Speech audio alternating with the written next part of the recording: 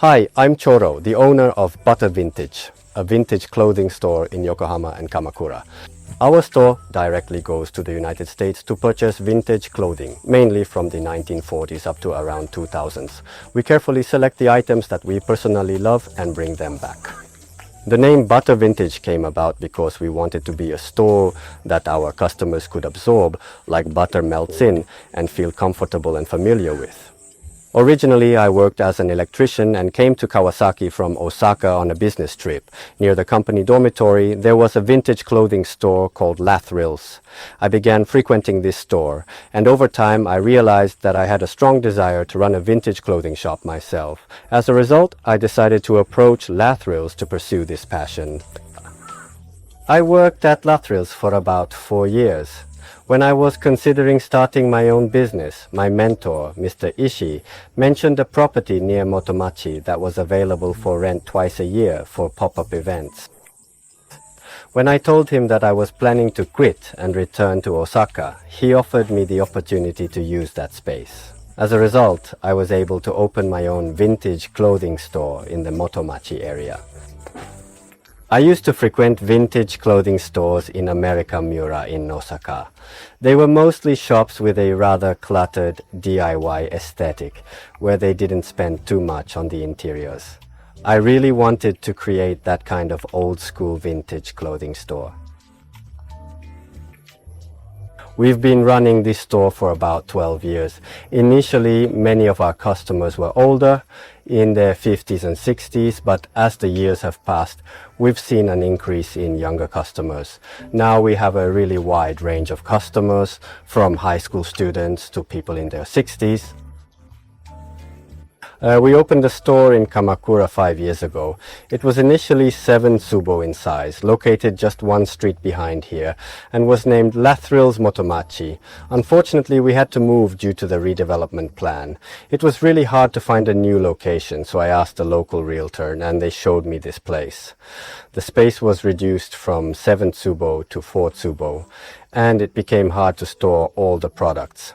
Buying in the US became difficult due to the limited space, so I was thinking of whether we should get another store or a warehouse when thinking about where to open up another shop.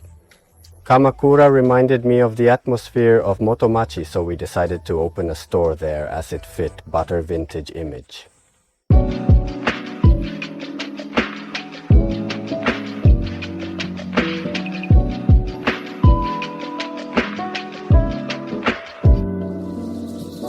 The exterior reflects the original design created by the landlord. According to him, he removed and relocated the doors that connected the living room in his former home exactly as they were. Even before moving in, when I toured the place with the real estate agent, I was immediately drawn to these unique doors. I really liked them, which solidified my decision that this was the perfect location for me. It seems the landlord used this place as a studio or a cafe before and had been looking for someone to rent it out after he closed the space. It just so happened that I came at the right timing. When I first came here, the surrounding plants were not as lush as it is now. The landlord built this house based on an Italian theme. As I wanted to make it look more American, I hired a gardener to help me select appropriate plants for the space. And I think it looks more American now. The items on the racks outside are discounted by 20%, 30%, and so on as we bring more items from our buying trips. Eventually, they get discounted by 50%. When they hit that price point, we bring them out here. We are offering the items that everyone has left behind at a lower price. So you can find vintage pieces here, and for example, a Ralph Lauren piece might be half price. We have a lot of customers who come to dig for treasures here. Okay, let's go inside. Please come in. This is the interior of Butter Vintage. As you can see, the interior features a large number of caps displayed on the floor. We have a wide variety of caps, including notable items like a 70s Yankees starter cap. Additionally, we have a substantial collection of backpacks. This particular backpack is likely an REI model from around the 2000s. It is equipped with numerous zippers and various internal features, making it both functional and unique. Regarding our clothing selection, we offer some exceptionally rare pieces. At Levi's headquarters, there is a department called Tailor that specializes in creating custom-made garments upon request. For example, this denim jacket, likely produced by that department, features a unique blanket lining. Additionally, we carry other similarly uncommon and distinctive items like this. We offer a wide variety of nylon jackets in this lower section. Among them, this 70s nylon jacket from STP, an oil manufacturer, stands out as particularly stylish and cool. This is our fitting room. During our buying trips to the United States, we often visit people's homes and design the fitting room to reflect the interiors of those houses. However, I believe it is probably the smallest fitting room compared to other vintage clothing stores. Here, you'll find a diverse collection of glasses that we've carefully curated through our buying trips. Nowadays, items like Fire King are becoming increasingly rare and hard to find. In addition to Fire King, we also stock Mexican-made cups, 90s The Simpsons-themed mugs, and various other unique pieces that catch our eye.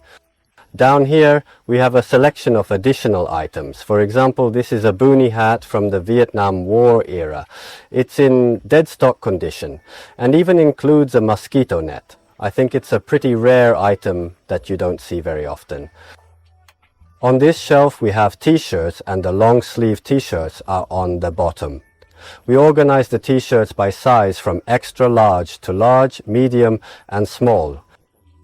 If you look at the long-sleeved ones, this Beatles long-sleeve t-shirt is quite rare, I believe. It also has prints on the sleeves, which I think is a nice touch. In the middle section, we feature a variety of small accessories such as pins, patches, keychains, and belts. These items are often overlooked by many when purchasing during their trips to the US, so we make a point to select pieces that may not be extremely old but are unique and interesting to us. Additionally, we offer a range of stuffed animals, from highly vintage pieces to more recent items like Snoopy and Harley-Davidson themed plush toys. If we find something particularly cute or appealing, we tend to add it to our collection right away. In the upper area, and on this shelf, we display our curated collection of Mexican folk crafts and assorted goods. Although I haven't personally visited Mexico, I have a friend who resides there and helps us by sending items directly from Mexico. Although these road maps are not from Mexico, they are American maps from the 1970s. Each one costs 100 yen, and when you unfold them, you can view the entire map. For those who enjoy maps, simply looking at them can be quite enjoyable. In this section, we feature a selection of vintage denim jeans, chinos, belts, and various small accessories. Additionally, we offer some unique and rare items, including this Levi's luncheon mat, which stands out as a distinctive piece in our collection. We also carry vintage bandanas along with unique items like scissors and magnetic clips, adding a charming variety to our assortment of small accessories. In this section, we feature vintage denim and chinos, including an early '66 model. The jeans exhibit excellent color fading and offer a great fit, which I believe many customers are actively seeking.